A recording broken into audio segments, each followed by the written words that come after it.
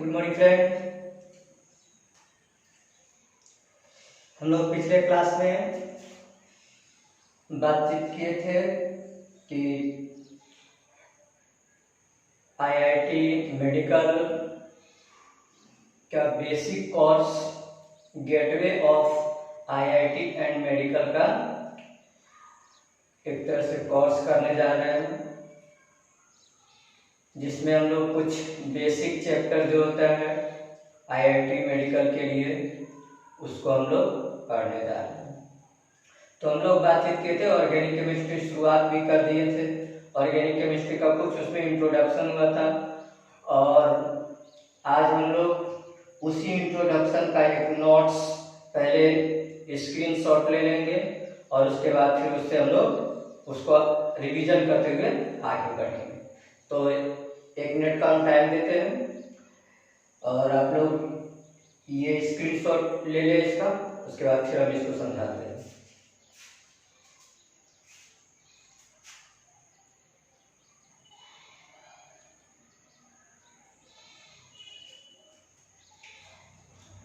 हाँ दोस्त, तो आप लोग स्क्रीनशॉट ले लिए होंगे। हम लोग पिछले क्लास में ऑर्गेनिक केमिस्ट्री का इनिशिएशन से हम लोग स्टडी किए थे कि कैसे ऑर्गेनिक केमिस्ट्री को इनिशिएट हुआ होगा, स्टडी करने के लिए आया होगा। तो हम लोग बताए थे कि ऑर्गेनिक वर्ड जो है, ऑर्गेनिक वर्ड का मीन्स होता है लाइफ। लाइफ करने का मतलब लिविंग ऑर्गेनिज्म। जब साइंटिस्ट लोग धरती पर अर्थ के सारे सब्सटेंस को कैटेगराइज करना शुरू किया तो उन्होंने सबसे पहले टू टाइप्स में कैटेगराइज किया। एक था ऑर्गेनिक कंपाउंड और दूसरा था इनऑर्गेनिक कंपाउंड।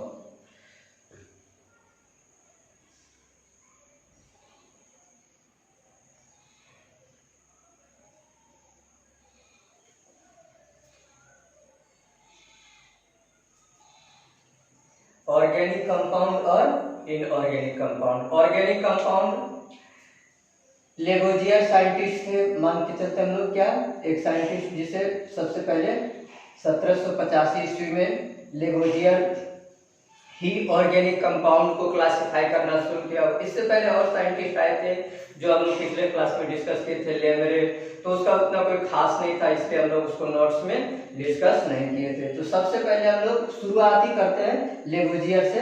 1785 ईस्वी में लेवोजियर ने क्या किया, सारे सब्सटेंस को 2 कैटेगराइज में किया, एक ऑर्गेनिक और दूसरा इनऑर्गेनिक में। ऑर्गेनिक में उन्होंने क्या कहा कि जो भी सब्सटेंस लिविंग बीइंग करने का अर्थ होता है कि जो भी सब्सटेंस एनिमल और प्लांट से ऑब्टेन्ड हो उसे हम लोग कहेंगे ऑर्गेनिक कंपाउंड कहेंगे। और जो सब्सटेंस अर्थ के मिनरल्स कहने का अर्थ होता है, जैसे अर्थ से हम लोग क्या करते हैं, बहुत सारा मटेरियल्स को निकालते हैं और उसके बाद उसको मेटल्स में, नॉन मेटल्स में उसको क्या करते हैं, एक तरह से मेटल नॉन मेटल चैप्टर में हम लोग पढ़ते हैं उसको कि माइनिंग करते हैं, फिर उसको कंसंट्रेटेड करते हैं, एक तरह से अर्थ से निकाल करके हम लोग उसको फ्रेश करके यूज करते हैं, एक जनरल लैंग्वेज में कहा जाए तो उसी तरह से इनऑर्गेनिक से जो कंपाउंड हम लोग को प्राप्त होता है, उस मिनरल से जो हम लोग को कंपाउंड प्राप्त होता है उसी को हम लोग क्या कहें, इनऑर्गेनिक कंपाउंड कहें।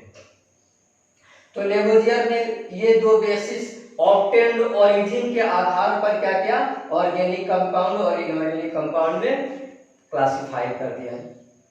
उसके बाद एक साइंटिस्ट आए बर्जीलियस का कुछ करना धरना था नहीं, बस सिर्फ सीधा क्या कह दिया कि ऑर्गेनिक कंपाउंड को फॉर्म करने के लिए, प्रोड्यूस करने के लिए एक वाइटल फोर्स की जरूरत होता है, नेसेसरी होता है, इसेंशियल होता है। क्या मतलब, some vital force essential to form organic compound. Organic compound को फॉर्म करने के लिए क्या चाहिए, एक वाइटल फोर्स। वाइटल फोर्स को हम लोग देहाती लैंग्वेज में कहेंगे दैविक शक्ति।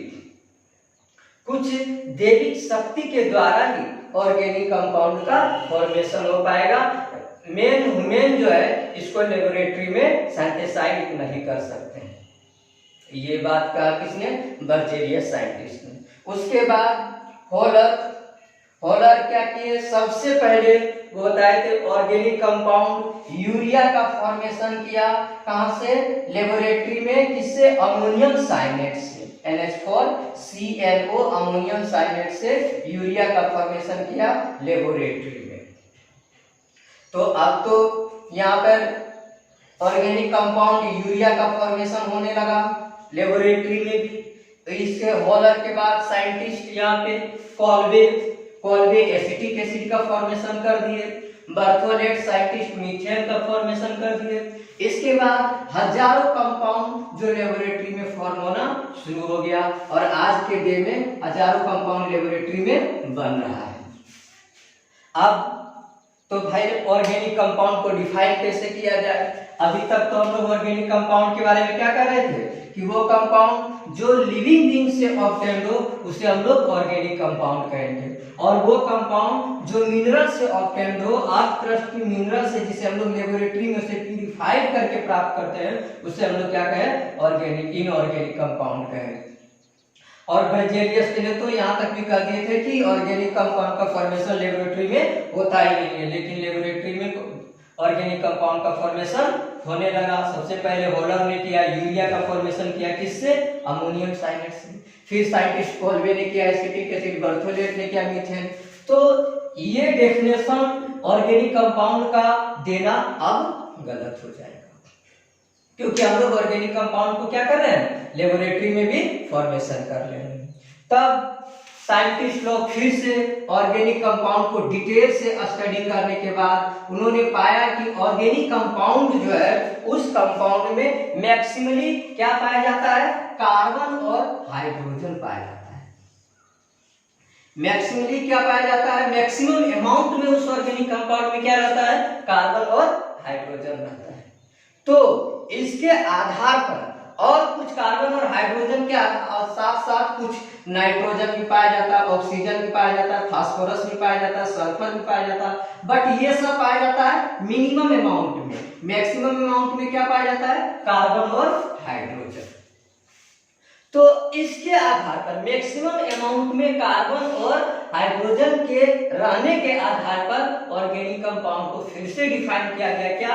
Compound which consist from carbon and hydrogen and it's derivative is called organic compound. It's derivative करने का मतलब यहाँ पे हाइड्रोजन हटा करके हम लोग नाइट्रोजन जोड़ दिए, हाइड्रोजन हटा के हम लोग ऑक्सीजन जोड़ दिए, हाइड्रोजन हटा के हम लोग क्या किए? फास्फोरस जोड़ दिए। तो ये इसका डेरिवेटिव हो गया। तो इसलिए अब हम लोग ऑर्गेनिक कंपाउंड को कैसे डिफाइन करेंगे? Compound which consist of carbon and hydrogen and it's derivative is called organic compound. ऐसे हम लोग क्या कहेंगे? ऑर्गेनिक कंपाउंड कहेंगे। ऑर्गेनिक केमिस्ट्री, अब हम लोग ऑर्गेनिक केमिस्ट्री को डिफाइन करेंगे कि ऑर्गेनिक केमिस्ट्री क्या है। तो branch of chemistry in which we study organic compound, मतलब केमिस्ट्री का वो ब्रांच जिसमें हम लोग इस सारे ऑर्गेनिक कंपाउंड को स्टडी करेंगे, पढ़ेंगे, उसी ब्रांच को हम लोग क्या कर देंगे? ऑर्गेनिक केमिस्ट्री कर देंगे।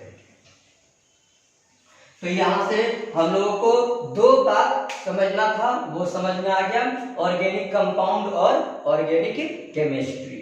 तो अब यहां से हम लोग जो ऑर्गेनिक कंपाउंड जो कार्बन, हाइड्रोजन और इसके डेरिवेटिव से बना है, इसका नामांकन, इसका नोमेनक्लेचर कैसे किया जाता है, कैसे उस कंपाउंड का नाम रखा जाता है, उसके बारे में हम लोग स्टडी करेंगे।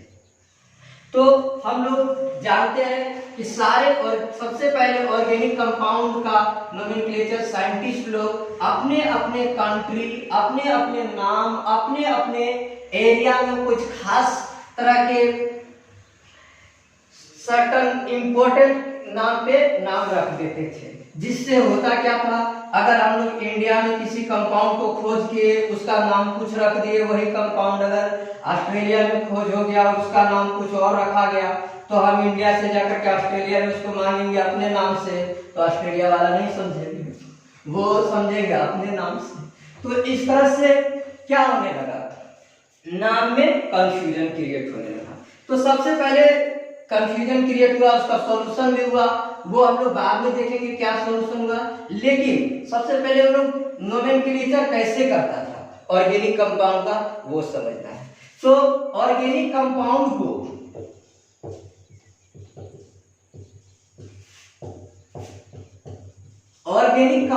का नोमेनक्लेचर दो भाग में बांटा जाता है। एक ट्रिवियल नोमेनक्लेचर,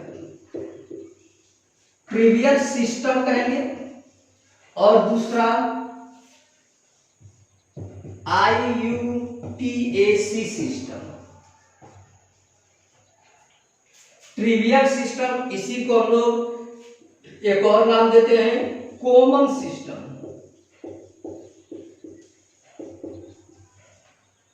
हिंदी में इसको हम लोग बोलते हैं साधारण नाम, और यह है IUPAC नाम। तो सारे ऑर्गेनिक कंपाउंड को दो तरह से नोमेनक्लेचर नाम दिया जाता है। एक था ट्रिवियल सिस्टम के द्वारा, दूसरा कॉमन सिस्टम के द्वारा। ट्रिवियल सिस्टम पहले के साइंटिस्ट, जब ये IUPAC सिस्टम नहीं बना था तो उस समय ट्रिवियल सिस्टम के द्वारा ऑर्गेनिक कंपाउंड का नोमेनक्लेचर नाम दिया जाता था। तो ट्रिवियल सिस्टम के द्वारा नाम कैसे दिया जाता था? ट्रिवियल सिस्टम में क्या होता था, बहुत सारे कंपाउंड को जहां से ऑब्टेन किया, जैसे एसिटिक एसिड ऑब्टेन किया विनेगर से। विनेगर का लैटिन नाम होता है एसीटम, और उस एसीटम के आधार पर उसको नाम क्या रख दिया गया, एसिटिक एसिड नाम रख दिया गया। इसी तरह से बहुत सारा फॉर्मिक एसिड जो रेड एंट से पाया जाता है, रेड एंट लाल चींटी से, और उस लाल चींटी का पहले साइंटिफिक नाम लैटिन नाम होता है फॉर्मस, तो उसके आधार पर इसका फॉर्मिक एसिड नाम रख दिया गया। तो वहां से ऑक्जेलिक एसिड, मेलिक एसिड, ये सारा एसिड, जैसे ऑक्जेलिक एसिड टोमेटो से प्राप्त होता है, मेलिक एसिड एप्पल से प्राप्त होता है, तो ये सारा एसिड टोमेटो और ये एप्पल के साइंटिफिक नेम के आधार पर रखा गया। तो यहाँ पर जहां से ऑब्टेन किया जाता था, जिस एसिड को जहां से ऑब्टेन किया जाता था, उसी के आधार पर उसका नाम रख दिया जाता था ट्रिवियल नोमेनक्लेचर सिस्टम में। फिर इसमें कुछ रूल्स भी बनाए गए कि हम लोग ब्रांच कंपाउंड रहेगा तो उसको आइसो, नियो, सेकेंडरी, प्राइमरी, इस तरह करके उसका नोमेनक्लेचर लिखेंगे। तो वो सारा हम लोग सबसे पहले अभी ट्रिवियल सिस्टम ऑफ नोमेनक्लेचर या साधारण कॉमन सिस्टम ऑफ नोमेनक्लेचर को हम लोग स्टडी करेंगे। फिर से हम लोग IUPAC देखेंगे इसमें क्या क्या प्रॉब्लम क्रिएट हुआ जिसके कारण ये IUPAC सिस्टम बनाना पड़ा। तो सबसे पहले हम लोग ट्रिवियल सिस्टम और कॉमन नोमेनक्लेचर सिस्टम पढ़ेंगे। इस नोमेनक्लेचर सिस्टम में हम लोगों को कुछ नंबर ऑफ कार्बन का वर्ड रूट याद करना पड़ता है। वर्ड रूट, जैसे एक कार्बन का वर्ड रूट होता है मिथ, 2 कार्बन का वर्ड रूट होता है इथ, 3 कार्बन का वर्ड रूट होता है प्रोप, 4 का ब्यूट, 5 का पेंट, 6 का हेक्स, 7 का हेप्ट, 8 का ऑक्ट, 9 का नोन, 10 का डेक, 11 का अनडेक। अब यहां से समझना है, 11 एक बढ़ा तो अन, हम लोग अन मीन्स क्या होता है 1, बाई या डाई दोनों मीन्स होता है 2, ट्राई मीन्स होता है 3, टेट्रा मीन्स होता है 4, पेंट मीन्स होता है 5, हेक्स मीन्स होता है 6, हेप्ट मीन्स होता है 7, ऑक्ट मीन्स होता है 8। ये बात याद रखेंगे। तो यहाँ पे क्या है C11 तो कर दिए अनडेक, तो यहाँ पर अगर C12 करेंगे तो बाई या डाई डेक, C12 13 हो जाएगा तो यहाँ पे ट्राई डेक। इस तरह से हम लोग क्या करेंगे, यहाँ पे अगर C18 लिखना रहेगा तो क्या करेंगे ऑक्टाडेक जोड़ करके यहाँ पे लिख देंगे। अब इसी तरह से हम लोग यहाँ पर चलाते हैं C20 में। C20 को हम लोग बोलते हैं इकोस। तो अगर C21 लिखना रहे तो क्या करेंगे, अनइकोस। C22 तो डाइइकोस, C23 तो ट्राइइकोस, इस तरह से बढ़ते जाएंगे। अब यहाँ पर हम लोग चले आते हैं 30 के पास, तो इसको हम लोग क्या बोलते हैं, ट्राइकोंट। ट्राई मतलब 3, पॉइंट मतलब एक तरह से कहो 10, यानी 10 या 30, ट्राइकोंट। तो यहाँ पे 30 का, अब 31 का लिखना रहेगा तो क्या लिखेंगे, अनट्राइकोंट।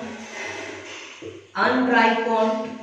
अगर 32 का लिखना रहेगा तो डाइट्राइकोंट। इसी तरह से हम लोग आगे बढ़ते जाएंगे। अब यहाँ पर C40 का कर देंगे तो क्या कर देंगे, टेट्राकोंट। C50 का लिखना रहेगा तो पेंटाकोंट। C60 का लिखना रहेगा तो हेक्साकोंट। C70 का हेप्टाकोंट। तो C100 का हम लोग सीधे पहुंच जाते हैं तो इसका नाम होता है हेक्टेंट। हेक्ट। समझ में आ गया बात। तो हम लोग इस तरह से वर्ड रूट सबका याद कर लेंगे। कुछ यहाँ पे हम लोग इसका स्क्रीनशॉट ले लेंगे, कुछ इसमें हम लोग होमवर्क दे देते हैं HW, जो आपको लिखना है। क्या लिखना है, अगर मान ले 65 का क्या होगा, 65, 78, 98, 44, 38, 35, 46, 58, 68, 82, ये सारे का नाम इसके आधार पर हम लोग लिखेंगे। ये आपका हो गया होमवर्क। आप इसको बना करके कमेंट बॉक्स में डाल सकते हैं, हमारे व्हाट्सएप नंबर पर भेज सकते हैं, जिसका व्हाट्सएप नंबर है 7667497130। कोई भी डाउट हो तो आप हमारे व्हाट्सएप नंबर पर अपना रिकॉर्ड करके भेज सकते हैं, हम उसका सॉल्यूशन आपको भेज देंगे। तो ये है वर्ड रूट, जो बहुत जरूरी है। ये ट्रिवियल यानी साधारण नाम में भी और IUPAC नाम में भी इसका बहुत ज्यादा यूज होगा। तो C1 के लिए हम लोग मीट, C2 के लिए एक, C3 के लिए क्रॉप। इसी तरह से यहाँ पर मेन समझना है, C20 के लिए क्या आ गया, इकोस। C21 के लिए अन, 1 आ गया तो यहाँ पर इसके लिए हम लोग क्या यूज कर लिए, अन। 20 के लिए इकोस, अनइकोस। इसी तरह से 22 रहेगा तो क्या करेंगे, डाइइकोस। 23 रहेगा तो ट्राइइकोस। ये सारा हो गया। 30 के लिए ट्राइकोंट हम लोग लिख दिए। ट्राई मींस 3, कोंट मींस 10, तो यानी यहाँ हो गया ट्राइकोंट। 30 के लिए टेट्राकोंट, 50 के लिए पेंटाकोंट। इस तरह से हम लोग यूज कर लेंगे। तो इसी के आधार पर आप लोग को ये सारा सवाल बनाना है।